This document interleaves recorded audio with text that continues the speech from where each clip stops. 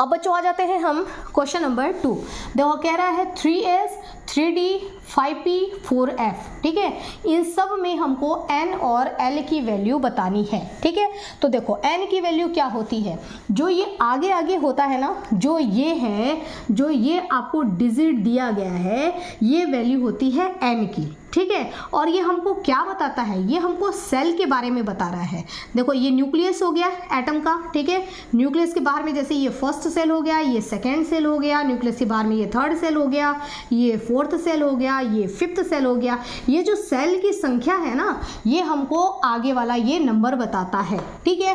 तो ये है हमारा n क्या बता रहा है हमको, शेल के बारे में जानकारी देता है, ठीक है। तो पहले वाले के लिए अगर हम 3s के लिए लेते हैं, 3s के लिए अगर हम लेते हैं तो इसमें n की वैल्यू कितनी हो जाएगी, जो आगे है 3, यानी कि ये वो एटम होगा जिसमें कि 1 2 और 3, जिसमें कि 3 सेल प्रेजेंट होंगे, ठीक है। ये बात ये बता रहा है, ओके। अब l की वैल्यू पूछ रहा है कि l की वैल्यू क्या होगी, ठीक है। तो l की वैल्यू के लिए हमको क्या करना होता है, l के लिए हम ये जो n की वैल्यू है ना, उसी को हमको क्या करना रहेगा कि उसको हमको 0 से लिखना है। मतलब 3 है, काउंटिंग में 3 होना चाहिए लेकिन एक कम, ठीक है। n से मतलब ये n की वैल्यू से एक कम रहेगा। जैसे इसको मैं कैसे लिखूंगी, इसके लिए लिखूंगी मैं 0 1 और 2, ठीक है। 3 है ना, तो मैंने 0 से स्टार्ट किया, 0 1 2, ओके। अब देखो 0 1 2 काउंट करने में कितने हैं, 1 2 3 है ना, 3 नंबर ये भी है, 3 नंबर ये भी है, लेकिन लास्ट में क्या है, एक कम है। अब L की हमारे पास कितनी कितनी वैल्यू आ गई, ये 3 आ गई। एक इलेक्ट्रॉन के लिए एक ही वैल्यू होती है N की और एक ही वैल्यू होती है L की, 3 नहीं हो सकती है, ठीक है।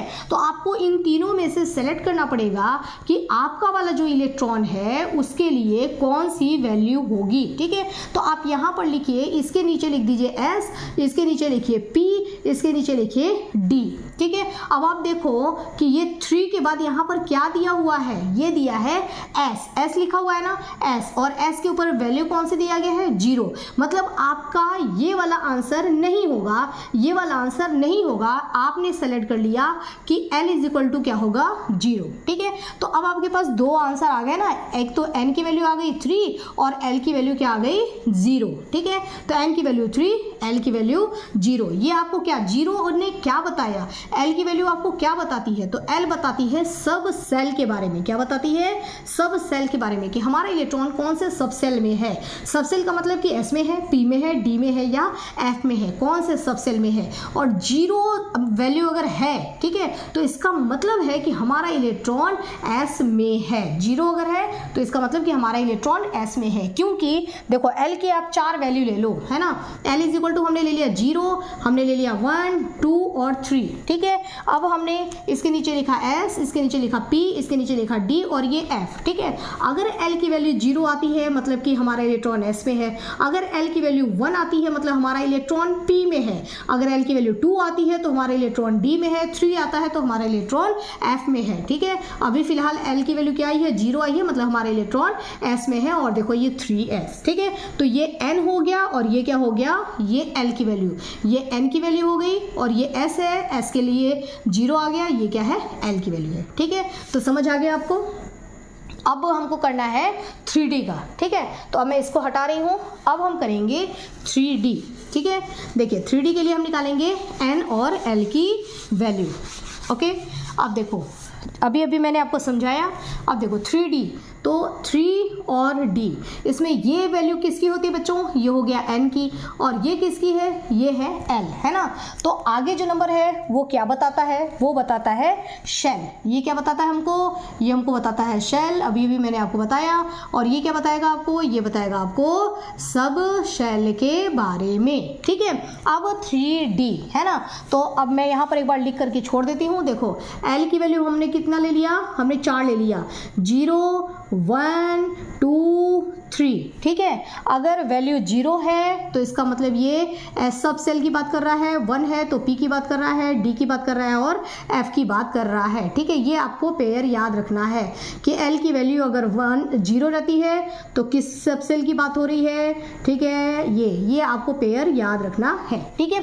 अब बस फटाफट निकाल लो। आपसे कह रहा है 3D, तो इसमें बच्चों n की वैल्यू क्या हो जाएगी, n इज इक्वल टू हो जाएगा 3, ये आगे वाला वैल्यू, ठीक है।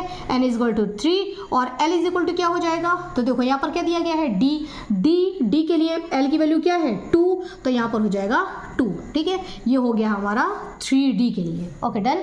अब हम ले लेते हैं 5P। देखो हमने ले लिया 5P, तो देखो यहाँ पर n इज इक्वल टू क्या हो जाएगा 3, ठीक है। n इज इक्वल टू क्या हो जाएगा हमारा 5, है ना, ये number n is equal to 5 और l इज इक्वल टू क्या हो जाएगा, तो p आप देखो p के ऊपर कौन सा नंबर है l का 1 है, तो यहाँ पर क्या हो जाएगा 1, ठीक है, ओके डन। उसके बाद हमारा 4F, ठीक है, 4F है ना। तो देखो अब मैंने ले लिया इसमें 4F, तो 4F में ये हमारा n इज इक्वल टू क्या हो जाएगा, ये वाला नंबर यानी कि 4 और l इज इक्वल टू क्या हो जाएगा, अब देखो 0 1 l है ना, ये क्या है f है, f के लिए l की वैल्यू क्या है 3, तो यहाँ पर क्या हो जाएगा ये 3, ठीक है। तो ये हमने फाइंड किया n और l की वैल्यू, ओके।